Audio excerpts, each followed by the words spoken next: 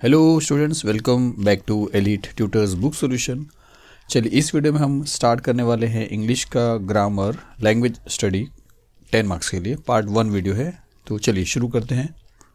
सबसे पहले देख लेते हैं ये क्वेश्चन कहाँ पे आएगा। तो ये सेक्शन 1 में ही आने वाला है, मतलब फर्स्ट पेज जो आपको मिलेगा आपके बोर्ड पेपर का, उसी फर्स्ट पेज पे ये क्वेश्चन शुरू होने वाला है लैंग्वेज स्टडी, जहाँ पे क्वेश्चन नंबर 1 में ये क्वेश्चन रहेगा 10 मार्क्स के लिए टोटल, और जिसके अंदर ए और बी ऐसे दो क्वेश्चन रहेंगे।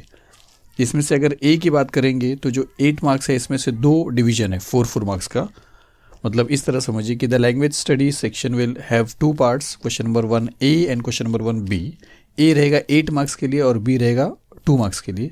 लेकिन क्वेश्चन नंबर ए जो है उसके दो सेक्शन रहेंगे, एक है सिंपल एक्टिविटी A1 और एक है मीडियम एक्टिविटी, तो ये दोनों ईजी रहेंगे। लेकिन क्वेश्चन नंबर बी जो 2 मार्क्स के लिए अलग से पूछेगा आपको, वो थोड़ा सेट ऑफ चैलेंजिंग एक्टिविटीज़ रहेंगे। मतलब यहाँ पे आपका जो नॉलेज है वो टेस्ट होगा स्टूडेंट्स। अगर आप थोड़ा इंग्लिश में स्ट्रांग है, अगर आपकी इंग्लिश में आपकी पकड़ थोड़ी मजबूत है, तो ऐसे सम्स आप जल्दी से सॉल्व करोगे। नो वरी, अगर आप नहीं भी इतने अच्छे हो तो हम जितने भी एग्जाम्पल सॉल्व करेंगे, सारे सॉल्व करते करते करते करते सारे डिटेल में तो रूल्स नहीं पढ़ पाएंगे, क्योंकि यहाँ पे एक्सप्लेनेशन वीडियो है, तो फिर भी आपको कुछ हद तक सॉल्व करने को आने लगेगा स्टूडेंट्स। तो हमारी कोशिश यही है कि जितना आपसे हो सकेगा उतना आप समझिए प्लीज़। तो चलिए, इससे पहले आगे बढ़ते हैं, मैं आपको क्वेश्चन पेपर दिखा देता हूँ। तो देखिए, ये है बोर्ड का ओरिजिनल पेपर, जहाँ पे अगर आप देखोगे तो सेक्शन 1 जो है लैंग्वेज स्टडी जो मैं आपको बता रहा था, वहीं पे ये क्वेश्चन आएगा, क्वेश्चन नंबर 1 ए और क्वेश्चन नंबर, देखिए इतना, मतलब बोलने का मतलब है कि इतना बड़े फॉन्ट में है कि एक ही पेज पे देखिए कहाँ तक आ गया। चलिए पहले यहीं भी देख लेते हैं कि A1 में आपको 4 मार्क्स का क्वेश्चन आएगा, जहाँ पे कोई 4 क्वेश्चन सॉल्व करना है और आपके पास 5 क्वेश्चन दिया है। आप सभी कर लेना, अगर आपको आता है तो आप सभी कर लेना। फिर A2 अगर आप देखते हो तो वो 2 क्वेश्चन रहेगा, जिसमें हम देखने वाले हैं, 4 मार्क्स का ये है A1 और 4 मार्क्स का A2 है। उसके बाद आगे चलेंगे A2, तो B जो है वो 2 मार्क्स का है। तो कैसे कैसे क्वेश्चंस आएंगे, कैसे कैसे हमको इसको सॉल्व करना है, कुछ कुछ रूल्स जो रहेंगे ऑन द स्पॉट आपको समझ में आ जाएंगे। और ज़्यादा डिटेल में रूल्स तो नहीं बताया जा सकता स्टूडेंट्स, उसके लिए अलग से वीडियो बनाना पड़ेगा ग्रामर का। जितना इजी हो सकेगा उतना इजी में हम करेंगे। तो चलिए शुरू करते हैं। अब उससे पहले एक चीज़ और है कि कितने टाइप के क्वेश्चंस आ सकते हैं। तो देखिए कैसे कैसे क्वेश्चंस आ सकते हैं। तो पहले तो ये क्वेश्चन आ सकते हैं, right 2 compound words of your own, ये सब हम बताएंगे। फिर इन्फिनेटिव, जेरेंड, प्रेजेंट पार्टिसिपल आ सकता है, पंक्चुएट। फिर हिडन वर्ड्स पूछा जा सकता है, मीनिंगफुल सेंटेंस बनाने के लिए बोला जा सकता है, कोई भी फ्रेज दे के। उसके बाद स्पॉट द एरर पूछा जा सकता है, identify the types of sentence पूछा जा सकता है, वर्ड चेन बनाने को बोल सकता है, नाउन का, वर्ब का, एडजेक्टिव का। फिर प्रेजेंट पार्टिसिपल, पास्ट पार्टिसिपल आपको ऐसा भी बनाने को बोला जा सकता है जिसमें लेटर लास्ट के जो रहेंगे वो डबल होंगे। फिर एक हो सकता है अल्फ़ाबेटिकल ऑर्डर में अरेंज करने का। तो इतने टाइप के क्वेश्चंस आपसे पूछे जा सकते हैं। टोटल 10 टाइप के क्वेश्चन आप देख रहे हो, यहाँ पे आप 5 और यहाँ पे 5, तो आप इसको समझ के रखिए। तो हम शुरू करते हैं। 2 सेट आज इस वीडियो में प्रैक्टिस करेंगे, उसके बाद आने वाले वीडियो में हम ज़्यादा से ज़्यादा सेट को A1 क्वेश्चन को सॉल्व करेंगे। तो सिंस हम A1 कर रहे हैं तो हमारे लिए 4 मार्क्स ही है फ़िलहाल इस वीडियो में। फिर आगे जब A1 पूरे खत्म होंगे तो A2 चालू होएगा, 4 मार्क्स का वो रहेगा। और फिर जब A2 पूरा खत्म हो जाएगा तो क्वेश्चन नंबर B चालू हो जाएगा, वो 2 मार्क्स का रहेगा। तो टोटल 10 मार्क्स का हो जाएगा। अगर आपको समझ में आ रहा है तो आप कमेंट्स करिए आगे पढ़ने के बाद। चलिए शुरू करते हैं। सबसे पहला जो क्वेश्चन आप देख रहे हो वो क्या लिखा है कि right 2 compound words of your own. अपने मर्जी से कोई भी 2 कंपाउंड वर्ड्स लिखिए 1 मार्क्स के लिए। तो आंसर लिख के बता रहा हूँ। फिर जैसे ये 2 कंपाउंड वर्ड आप यहाँ पे देख रहे हो, हैंड वॉश और मूनलाइट। अब कंपाउंड वर्ड का मतलब है जॉइंट वर्ड, और जिसके अलग अलग अपने अपने मीनिंग हो। जैसे हैंड वॉश एक वर्ड भी है, और हैंड वॉश में अगर आप देखोगे तो 2 वर्ड भी छुपा हुआ है। एक हैंड है जिसका अपना अलग मीनिंग है, और एक वॉश है जिसका अपना अलग मीनिंग है।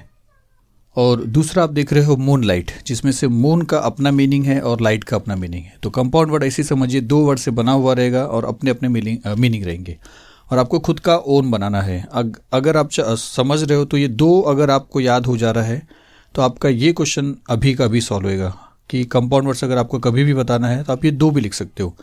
लेकिन जैसे हम आगे भी वीडियोस देखेंगे उसमें आपको फिर से कंपाउंड वर्ड्स देखना ही है और आपको इतना देख लेना है कि आपको कंपाउंड वर्ड्स को याद रखने की ज़रूरत नहीं पड़ेगी। चलिए, अब कंपाउंड वर्ड के बाद जो सेकंड क्वेश्चन यहाँ पे आप देख रहे हो वो क्या है कि pick out the gerund from the following sentence. तो जेरेंड, इन्फिनेटिव, ये दोनों एक दूसरे के से जुड़े हुए हैं, ऐसा समझिए। जैसे जेरेंड अगर आपको पहचानना है तो आईएनजी आपको पहचानना पड़ेगा। जहाँ पे भी आपको आईएनजी दिख रहा है वो जेरेंड होता है। और वो जो वर्ड है जैसा टेकिंग, इसको आप टू टेक भी लिख सकते हो, मतलब समझ सकते हो। तो टू टेक और टेकिंग, टू टेक इन्फिनेटिव बन जाता है और टेकिंग जेरेंड बन जाता है। तो आपके लिए सिंपल यही चीज़ है कि अगर आईएनजी आपको दिखाई दे रहा है तो वो आपके लिए जेरेंड बन जाएगा। तो यहाँ पे हम लिखेंगे कि जेरेंड इज़ टेकिंग। तो जेरेंड याद रखिए, आईएनजी वाला जेरेंड है, आईएनजी वाला जेरेंड है। फिर थर्ड क्वेश्चन यहाँ पे क्या देख रहे हो आपकी, पंक्चुएट द फॉलोइंग सेंटेंस। आपको इसको पंक्चुएट करना है, फुल स्टॉप, कॉमा, ये सारे जो चीज़ होते हैं ये आपको, कैपिटलाइजेशन, ये सब आपको करना है। यहाँ पे दो चीज़ें तो आप तुरंत बोल दोगे कि ए कैपिटल रहेगा और लास्ट में फुल स्टॉप रहेगा। इतना पंक्चुएशन आपको देखते ही पता चलता है। फिर एक चीज़ और देखिए, डजंट में यहाँ पे NOT नहीं दिया है और स्पेस नहीं दिया है, इसका मतलब ये शॉर्ट फॉर्म है, तो एन के ऊपर एपोस्ट्रॉफी आएगा, एक लाइन ऐसा आ जाएगा, एक एपोस्ट्रॉफी आप जानते हो। फिर और क्या लिखा है कि आफ्टर ऑल ही डजंट पे मी। तो आफ्टर ऑल कॉमा, फिर ही डजंट पे मी और फुल स्टॉप, और यहाँ पे ए कैपिटल आ जाएगा। तो हम इसको ऐसा लिख सकते हैं कि आफ्टर ऑल ही डजंट पे मी। डजंट में यहाँ पे एपोस्ट्रॉफी आ जाएगा और यहाँ पे फुल स्टॉप। तो इस तरीके से क्या हो रहा है कि जैसे जैसे आप सीखते रहोगे आगे तो आपको कुछ हद तक पंक्चुएशन भी आ जाएगा, जेरेंड इन्फिनेटिव आ ही जाएगा। ऐसी जब बहुत सारे वीडियो देखोगे तो आप खुद भी बहुत सारे क्वेश्चन को सॉल्व करने में एबल रहोगे स्टूडेंट्स, ये मेरा बोलना है। चलिए, अब इसके बाद डी वाला जो क्वेश्चन है वो देखेंगे। डी क्वेश्चन क्या लिखा है कि फॉर्म टू प्रेजेंट पार्टिसिपल। जब प्रेजेंट पार्टिसिपल की बात आएगी तो वो भी आईएनजी वाला ही होता है। आईएनजी वाले जो वर्ड होते हैं वो प्रेजेंट पार्टिसिपल हैं, वर्ब। अब यहाँ पे लेकिन उसमें एक खास बात क्या बोला है कि form to present participle in which the last letter is doubled. Last वाला जो लेटर है वो डबल होना चाहिए। जैसे अगर टेकिंग की बात करेंगे तो यहाँ पे टेक जो एक मेन वर्ब होता है उसमें टेकिंग करने के बाद कोई चीज़ रिपीट नहीं हो रही। फॉर एग्जांपल देखिए, क्रॉप एक मेन वर्ड होता है और क्रॉपिंग में क्या हो गया, मेन वर्ब है, और पीएनजी हमने यूज़ किया, क्रॉपिंग प्रेजेंट पार्टिसिपल बन गया क्योंकि आईएनजी है। लेकिन यहाँ पे ये जो है ना मेन वर्ब क्रॉप, तो वो पी जो है उसी से दूसरा वाला एंड भी हो गया है, मतलब डबल आ गया है।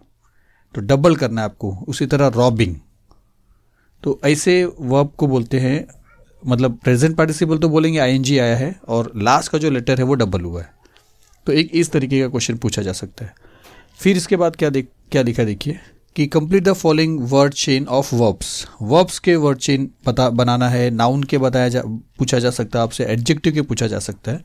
तो ये वर्ब एग्जामिन, मतलब किसी एक्शन को, किसी काम को आप वर्ब बोलते हो।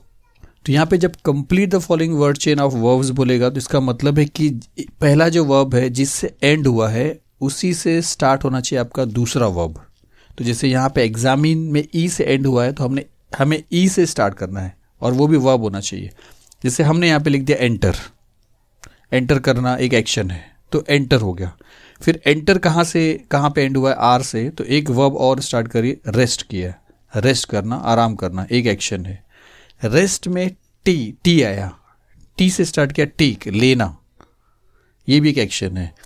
टेक खत्म हुआ ई से स्टार्ट हुआ ईट खाना, वो भी एक एक्शन है। तो एक्शन को आप वर्ब बोलते हो। अब यहाँ पे अगर किसी का नाम ले लोगे जॉन, तो जॉन कोई वर्ब नहीं है स्टूडेंट, जॉन तो एक नाम है। तो इसके लिए थोड़ा आपको समझना है और थोड़ा वर्ब, एडजेक्टिव और नाउन को भी आप थोड़ा स्टडी करते रहिए स्टूडेंट्स। चलिए, पहला सेट खत्म हो रहा है, दूसरा सेट भी देखते हैं, उसके बाद के सेट जो है अगले वीडियो से देखेंगे। तो दूसरा सेट ये है। पहला क्वेश्चन इसमें क्या पूछा है कि make a meaningful sentence of your own using the following phrase. ये फ्रेज दिया है और आपको अपने खुद के सेंटेंस में इसको फ्रेम करना है। तो कोई भी सेंटेंस आप बना सकते हो। जैसे यहाँ पे लिखा है कि टू लुक इनटू, तो इसके बेस पे आप एक सेंटेंस ऐसा बना सकते हो कि the teacher decided to look into the matter when students begin to fight. जब स्टूडेंट्स फाइट करने लगे तो टीचर ने ये सोचा कि मैं देखूँ क्या हो रहा है। तो ऐसा एक सेंटेंस आप कर सकते हो। अब यहाँ पे सेकेंड क्वेश्चन अगर आप देखोगे तो क्या है, pick out the infinitive from the following sentence. जैसे जेरेंड में आईएनजी था, इन्फिनेटिव में TO2 और उसके बाद जो है वर्ब रहेगा वो। जैसे टू डू को डूइंग बोल सकते हो आप। डूइंग होता तो जेरेंड होता था और टू डू है तो टू डू जो है वो आपका इन्फिनिटिव। तो याद रखिए इन्फिनिटिव जब आपको पहचानना रहेगा तो टू और उसके बाद जो वर्ब रहेगा वो उसको मिला के आपको लिखना है, वही आपका इन्फिनिटिव रहेगा। तो यहाँ पे हम इन्फिनिटिव में लिखेंगे टू डू। फिर देखिए क्या लिखा है कि पंक्चुएट द फॉलोइंग सेंटेंस। अभी पंक्चुएट करना है तो आखिर में एक फुल स्टॉप आना चाहिए, स्टार्टिंग का लेटर कैपिटल होना चाहिए। एक चीज़ तो समझ में आ रहा है। और यहाँ पे है क्या चीज़, देखिए डिड यू हियर हिम, क्या आपने उसे सुना। तो अब ये क्वेश्चन खुद बन रहा है ना, डिड यू हियर हिम, क्या आपने क्या आपने सुना, तो उसे सुना, क्या आपने उसे सुना। तो ये क्वेश्चन है तो क्वेश्चन मार्क भी आना चाहिए ना स्टूडेंट्स। और फिर आगे क्या लिखा कि ही विस्पर्ड, उसने कुछ पुटपुटाया। अब किसी ने कुछ बोला रहता है या किसी ने कुछ पुटपुटाया रहता है, तो जो बातें वो पुटपुटाया है वो बातें डबल इन्वर्टेड कॉमा में आते हैं, डबल कोट्स में। इस तरीके से किसी ने कुछ कहा है तो ही विस्पर्ड, और जो उसने विस्पर किया वो यहाँ पे, तो ये दोनों डबल कोट्स में आएंगे। फिर एक क्वेश्चन मार्क आएगा, फिर यहाँ पे डी कैपिटल आएगा और लास्ट में क्या आएगा, फुल स्टॉप हो जाएगा। तो आप टोटल मिला के ऐसा लिख सकते हो कि did you hear him question mark और डबल कोट्स में, क्योंकि किसी ने कुछ कहा है तो वो डायरेक्ट स्पीच होता है स्टूडेंट्स, तो इसीलिए हमने यहाँ पे लिखा है डबल कोट्स। और फिर लास्ट में ही विस्पर्ड है, लास्ट में आपको फुल स्टॉप करना है। फिर देखिए इसके बाद जो क्वेश्चन है वो क्या लिखा कि find out 2 hidden words of minimum 4 letters. कम से कम 4 लेटर के वर्ड होना चाहिए वर्ड, और वो इससे बना रहना चाहिए, इसमें जो हिडन है, छुपा हुआ है। जैसे यहाँ पे एंडोरेंस दिया है, अब एंडोरेंस में आप कितने कितने अलग अलग वर्ड्स बना सकते हो इसी की स्पेलिंग को यूज़ करके। एक स्पेलिंग को, एक लेटर को एक बार यूज़ करोगे, डबल नहीं करोगे। कोई चीज़ 2 बार है तो वो दोनों ले सकते हो, लेकिन डबल नहीं करोगे। जैसा ई 2 टाइम है तो आप 2 टाइम ले सकते हो। फिर उसी तरह आपको यहाँ पे समझना है, तो इससे आपको कितने 2 ऐसे वर्ड बनाना है, लेकिन कम से कम 4 लेटर वाले होना चाहिए। 3 लेटर 2 लेटर के वर्ड नहीं चलेंगे। तो हम यहाँ पे बना सकते हैं एंड्यूर, डियर बना सकते हैं DEAR, नीड बना सकते हैं NEE और D, रूड, डियर, केन, ऐसे बहुत सारे वर्ड आप बना सकते हो। इस क्वेश्चन को ऐसा बोला जाता है 2 हिडन वर्ड्स। याद रखिए सारे टाइप्स आप समझ लीजिए, और बहुत सारे प्रैक्टिस करेंगे अगर सेट्स को हम, तो आपको अच्छे से समझ में आ जाएगा। अब उसके बाद यहाँ पे जो लास्ट क्वेश्चन आप देख रहे हो, यहाँ पे क्या लिखा है, spot the error in the following sentence and rewrite it. Spot the error में ज़्यादातर टेंस वाले प्रॉब्लम होते हैं, इसको टेंस रॉन्ग दिया रहता है। जैसे यहाँ पे देखोगे तो क्या लिखा है, और देखिए टेंस को लेके मैंने एक वीडियो ज़रूर बनाया है, एक ने 2 या 3 वीडियो है, शायद से 2 है, बहुत पहले बनाया है, और टेंस को मैंने बहुत डिटेल में समझा दिया उसके अंदर। अगर वो टेंस के वीडियो पढ़ते हो तो आपको आराम से पूरा का पूरा टेंस समझ में आ जाएगा। और वो वीडियो आपको elite tutors channel, main channel पे मिलेगा। आप सर्च करिए प्लेलिस्ट में, आपको मिल जाएगा टेंस का पूरा का पूरा सॉल्यूशन, फुल टेंस आप अच्छी तरह समझ सकते हो। अब यहाँ पे क्या लिखा है देखिए, the novel was publishing in 1952। अब जो पब्लिशिंग है ये कंटिन्यूस टेंस है, और वॉज कर दिया है, ये पास्ट टेंस को यूज़ किया है। तो पास्ट टेंस में परफेक्ट नहीं है ये, मतलब ये, या परफेक्ट कंटिन्यूस भी नहीं है। हैड होता तो हम बोल सकते थे कि पब्लिशिंग यूज़ कर सकते हो। तो द नोवेल वॉज पब्लिशिंग नहीं आएगा, पब्लिश्ड आ जाएगा स्टूडेंट्स। मेरा ये रिक्वेस्ट है कि ये वाला वीडियो मैंने ग्रामर का डाला है टेंस का, आप अगर देखते हो तो आपको एटलीस्ट ज़रूर समझ में आ जाएगा कि आपको क्या यूज़ करना है। थोड़ा डिटेल में और अच्छे से समझने का है आपको, वहाँ पे भी आराम से समझना है, घाई नहीं करना है। तो the novel was publishing in 1952, ऐसा नहीं। अगर ऐसा होता कि the novel will be publishing in 1952 तो अलग बात है कि फ्यूचर में वो पब्लिश होगा, कोई कहा होगा, लेकिन था में होने वाली बात नहीं होगी स्टूडेंट्स। वो अगर होती है तो इसको इस तरह वॉस नहीं लिखते हैं। तो the novel was publishing in 1952 को रॉन्ग करके पब्लिश्ड आ जाएगा, और हम ऐसा लिखेंगे the novel was published in 1952, the novel was published in 1952। तो चलिए इस वीडियो में हमको सिर्फ 2 ही सेट देखना था, आगे के और भी वीडियोस देखेंगे। चलिए मिलते हैं अगली वीडियो में। Thank you very much.